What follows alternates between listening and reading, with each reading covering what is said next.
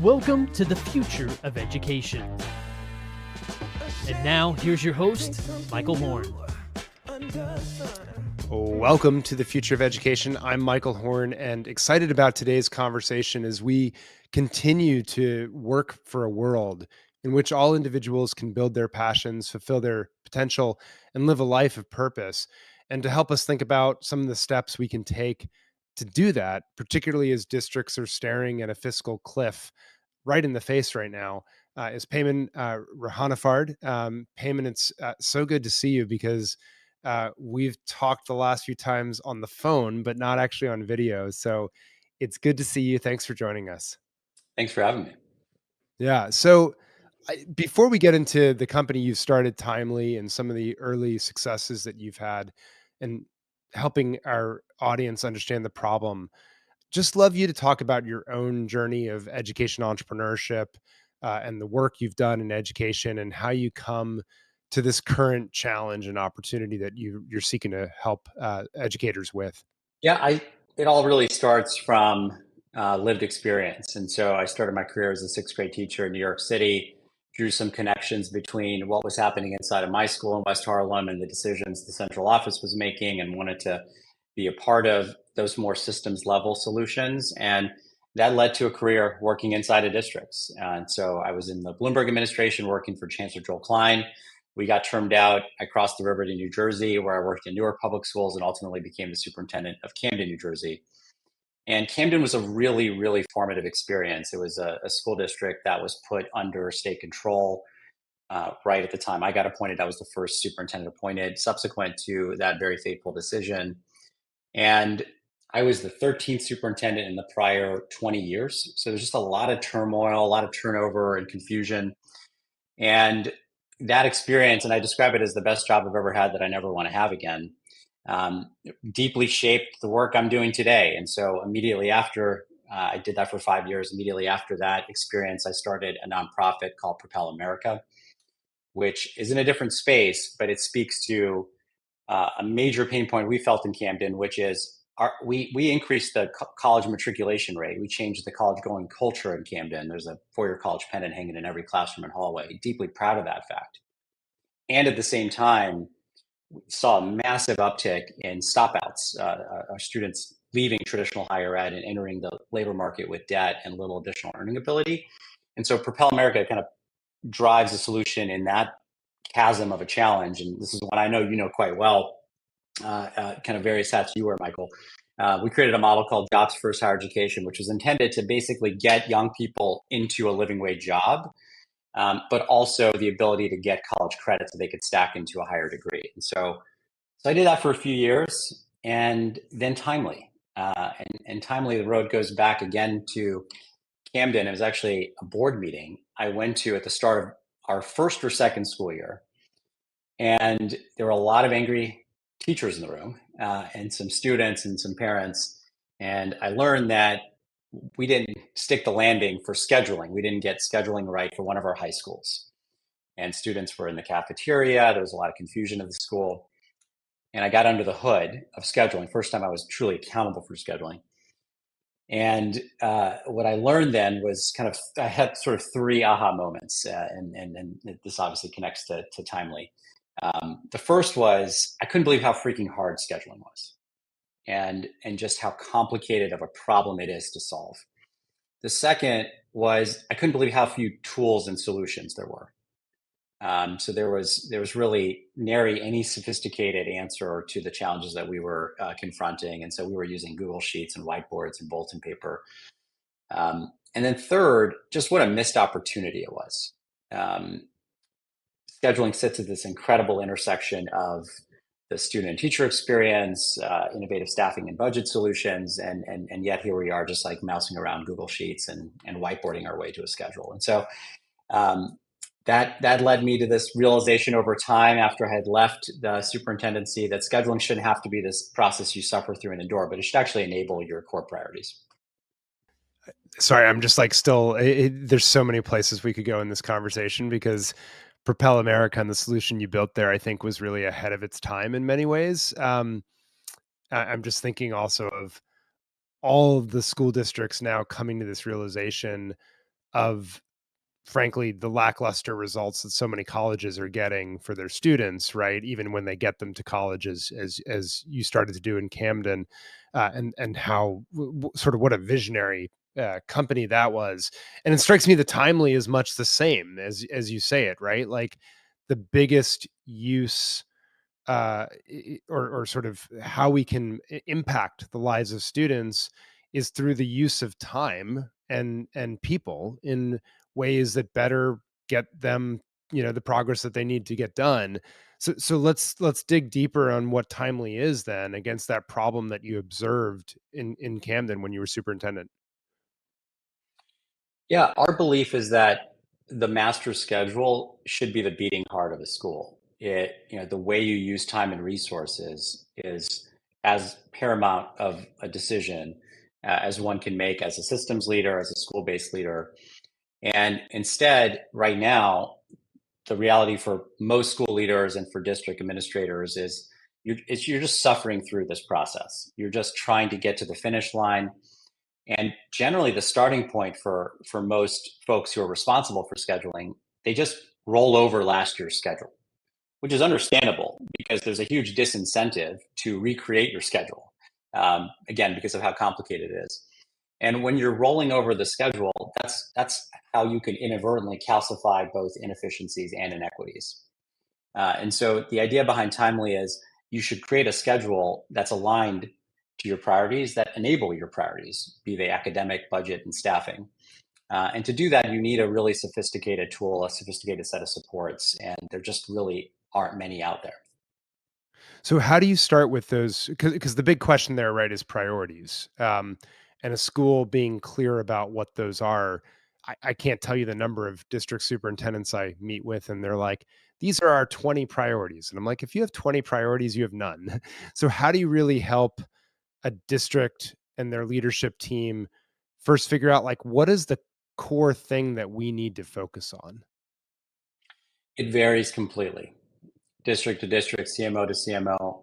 One of our beliefs at Timely is that we should be there to operationalize one's hopes and dreams. And so it's just worth stating outright, we are an implementation tool. We're not a strategy consulting shop to help them define those priorities. We'll give input and we'll tell them, hey, look, I'm seeing 25 different priorities and you may want to call it. And so there is that sort of sounding board and problem solving. But ultimately, we're there to operationalize hopes and dreams, and happy to make that more concrete, whether it's the case study we just put out or another example. But you're exactly right that this is sort of inherent to the challenge, that sometimes there are more problems being called out that they're trying to solve than they can actually solve.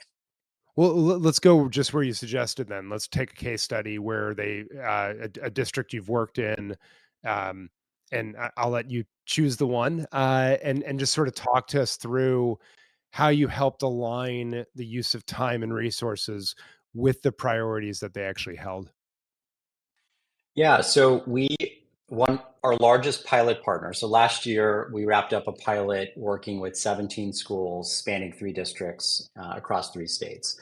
The largest of those partners, Lubbock ISD in the Panhandle of Texas, represented 14 of those 17 schools. So they have 9 middle schools and 5 high schools.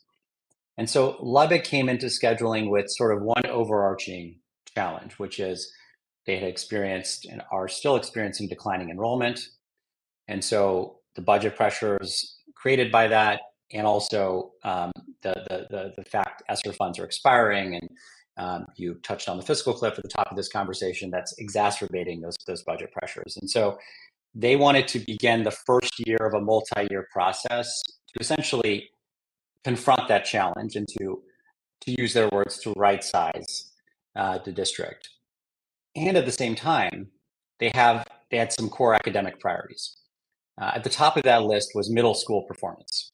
And so they had been really struggling, particularly in core subject areas with middle school performance. And then the second item in terms of academic priorities was to enable better supports to students with disabilities.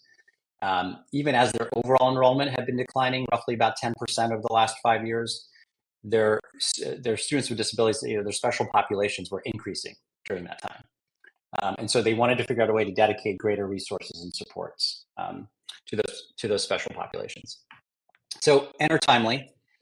And we did some light analysis, and they led a lot of this themselves. But ultimately, the core exercise was, how can we create a master schedule across those 14 schools that built a bottoms-up schedule that essentially helped enable those priorities. And I'll just tell you the headline, and we can go from there. So across those 14 schools, they identified 37 positions that they could eliminate through vacancies created by attrition. And so that is to say, no single teacher was laid off. There was no reduction in force. No one was let go. And those 37 positions, in terms of the savings, that created $2.2 million to use their budget dollars. 37 positions in where we live in Massachusetts would be close to $4 million, but in Lubbock, $2.2 million. And they could then take the $2.2 million and invest it toward those academic priorities. So they created block schedules for their middle schools, which required hiring additional core subject area teachers. And then they hired approximately, I want to say, at least 10 additional special population instructors, so teachers to serve students with disabilities, in addition to additional professional learning opportunities for those staff members. And so, yeah, the headline was they unlock these resources because of the inefficiencies that are embedded in scheduling to enable those core academic priorities. So let's go deeper on this then, because I mean that's a big headline. And if I'm understanding you correctly, and so maybe I'll state it and then you correct it and unpack it further. It sounds like, as opposed to just taking for granted, maybe previously they had a 7-period or 8-period day or something like that in the middle school. With your tool, they're able to build from the bottom up. What's the right allocation of time for students across different subject areas? Build a schedule starting from that, and then say, okay, actually, we have these open positions.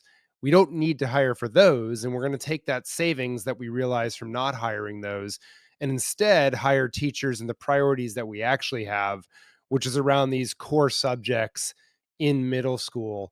And so we're going to essentially be able to reallocate dollars to the things that we really, really care about and really need to deliver on that we haven't been. How does that measure up, and how does that look in the process that you guys have created in the product itself?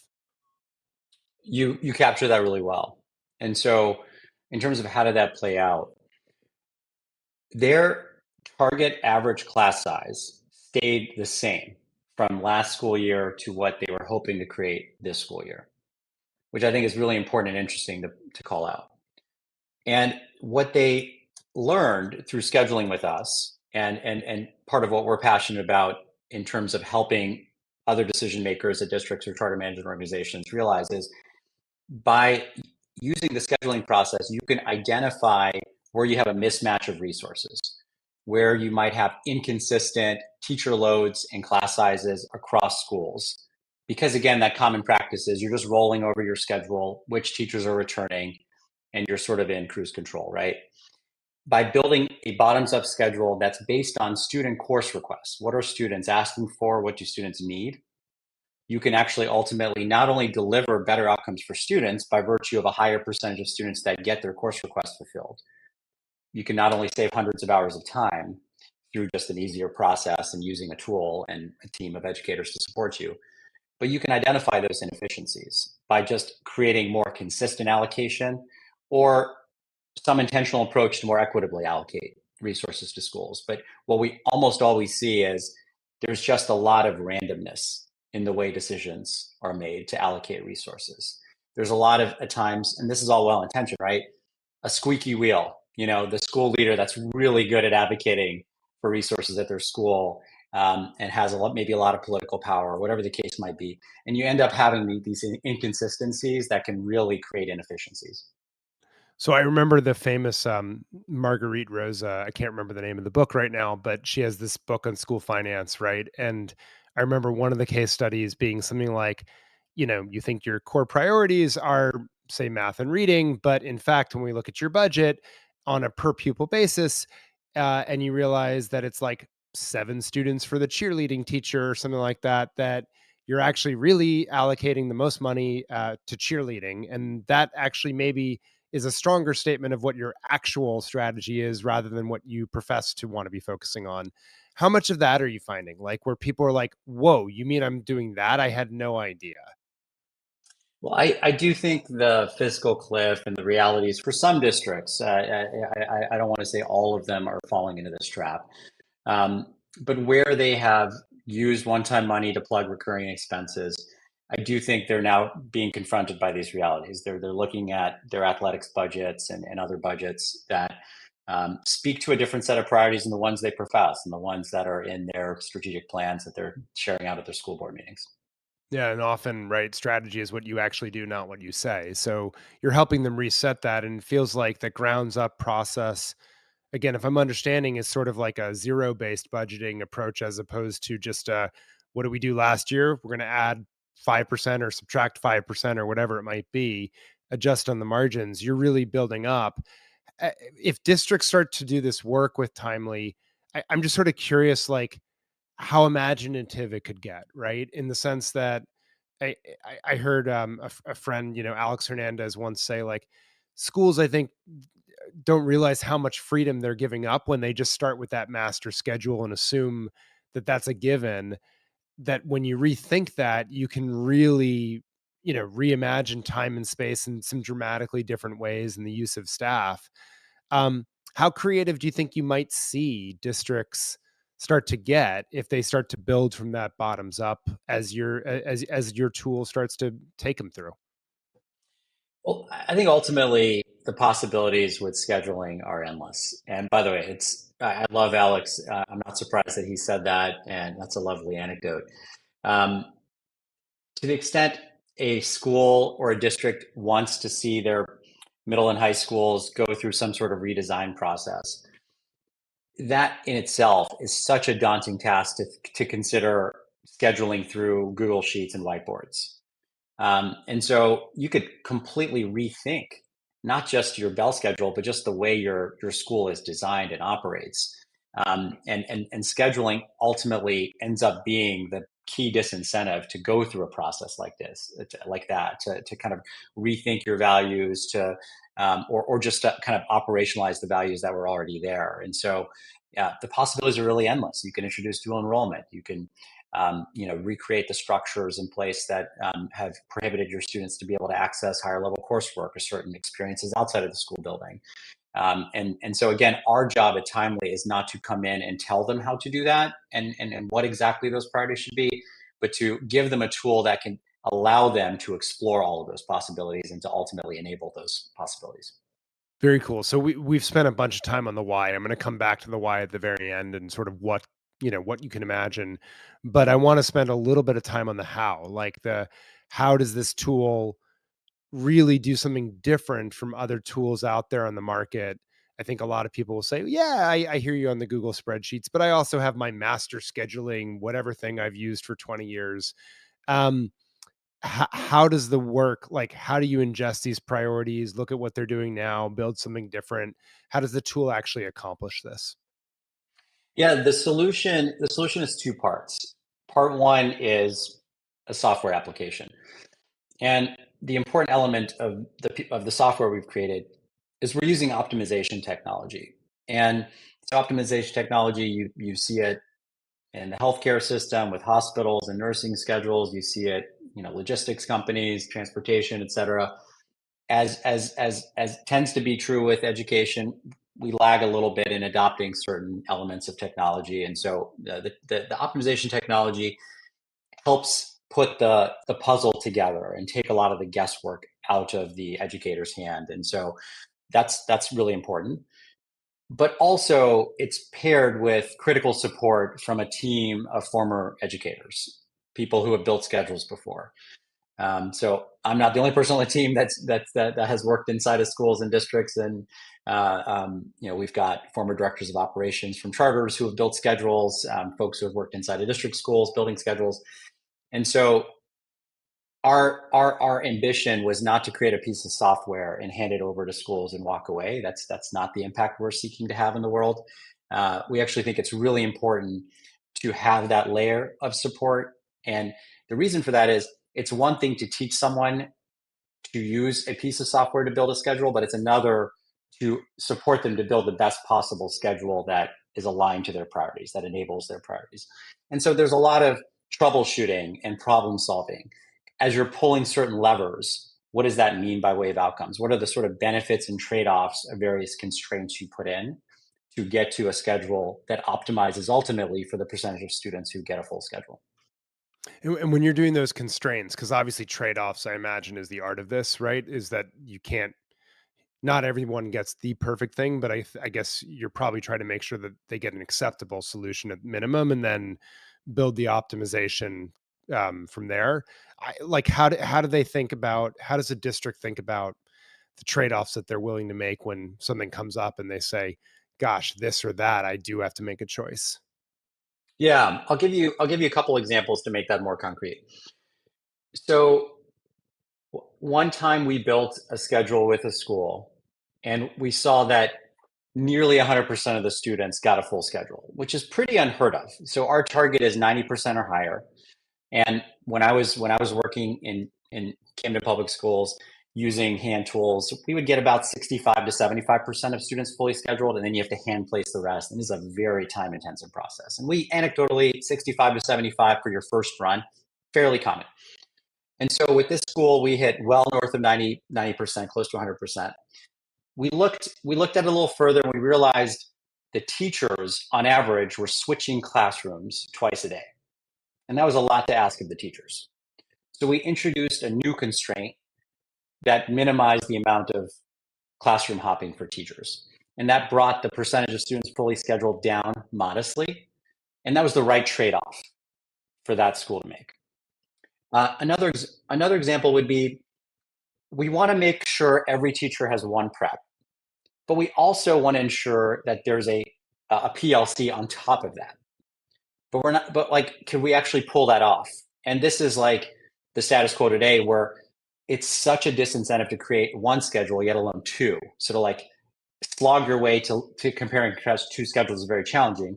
But with us, you can run one scenario with the teacher prep requirement of one, and then the second one where you add it a second teacher prep as a PLC, as a common prep. And you can just compare and contrast what those outcomes look like. And so each scenario is saved so that you can understand the benefits and trade-offs. Gotcha. Very cool. So, last question for me, I guess, returning to the why piece of this, which is, we teased at the beginning the fiscal cliff coming as ESSER funding, right, runs out on districts. We'll see if there's some sort of extension, but presumably, right, most of them are going to have fewer dollars than they've had in the next few school years. Um, I'd love you to just sort of dimensionalize how the districts you're working with are thinking about that challenge, and how, because I imagine there's a lot of fear, right? Like, all of a sudden, oh my gosh, who are we going to have to cut back? And so how does a tool like yours come into that environment and say, we can help you manage that, and you don't have to backtrack on your priorities, you can actually make progress? Well, I think a lot of times the initial reaction is one of surprise, if not skepticism, and then they spend a little bit more time understanding the solution and the challenges they're facing, and seeing a sense of possibility. Um, it's not often that you can present to someone the possibility of finding budget savings, but as a rising tide that lifts all boats, it doesn't necessarily come with like hard trade-offs on the other side of that. Um, I'll just also add, it's also possible that some districts and some schools have fewer efficiencies or inefficiencies, I should say, that are identified. But generally speaking, across a larger number of schools, there are those pockets. And so what that means is certain schools may end up actually adding staff, and while other schools may end up sort of losing some of the resources that were previously allocated. And so that exercise is one that's iterative and it requires a lot of cross-functional coordination within a school district. But I do just want to point out that it's not like this across every school you find the same amount of inefficiencies. It's more just across the system. They can be discoverable. Gotcha. That makes a lot of sense. So, as we wrap up here, how do folks find out more about Timely? And is there anything else I should have asked that you want to jump in on and help people understand? They can learn more by going to timelyschools.com. We would love more people to read the case study we just released about Lubbock ISD. We're going to be out there at various events talking about the Lubbock story. And I just so appreciate the time. I know we covered a lot. Yeah, well, it's an incredibly important problem. It's an incredibly pressing time for districts to tackle it rather than just make oh, we have fewer dollars. We're just going to do the vertical chop down the line, right? To be thoughtful as they make those cuts so that students don't sacrifice. So I'm glad you're doing the work you are, Paymon, and everyone can check out what you're doing at Timely and just so appreciate you being here. Thanks again for having me. Yeah, you bet. And for all those tuning in, we'll be back next time on the Future of Education.